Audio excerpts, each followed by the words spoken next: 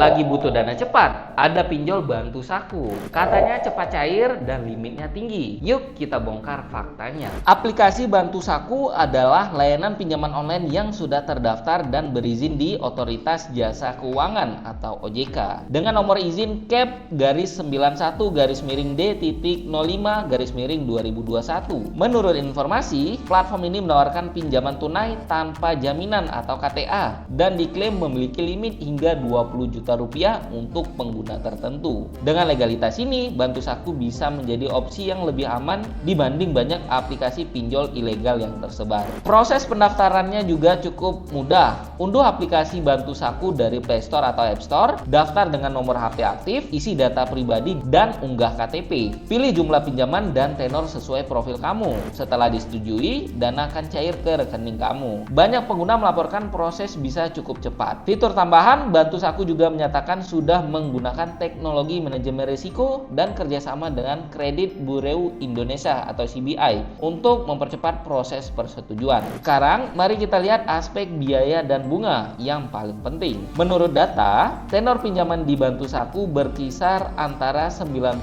hari hingga 180 hari untuk banyak produk. Untuk bunga, ada laporan bahwa ada produk dengan bunga harian sekitar 0,3%, misalnya untuk tenor pendek. Sebagai contoh, pinjaman 1 juta selama 91 hari, bunga bisa sekitar 273.000. Jadi, total dikembalikan 1.273.000. Jadi, meskipun legal, tetap penting untuk memperhitungkan biaya total dan kemampuan bayar sebelum mengajukan. Kelebihan Bantu Saku, legal dan diawasi OJK.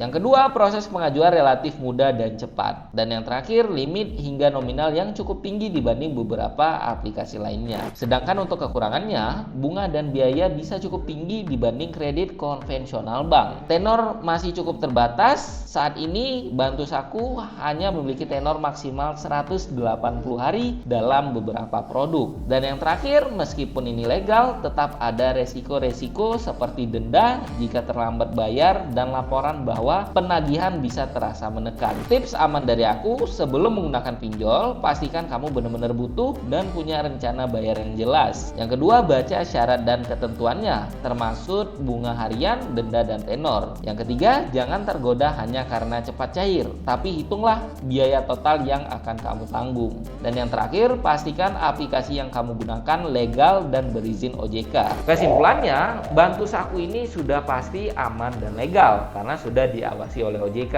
Namun, aman dan legal ini bukan berarti kalian bebas resiko. Maka pinjamlah secara bijak dalam menggunakannya. Nah, buat teman-teman yang punya pengalaman menggunakan Bantu Saku, boleh banget sharing pengalamannya di kolom komentar. See you on the next video.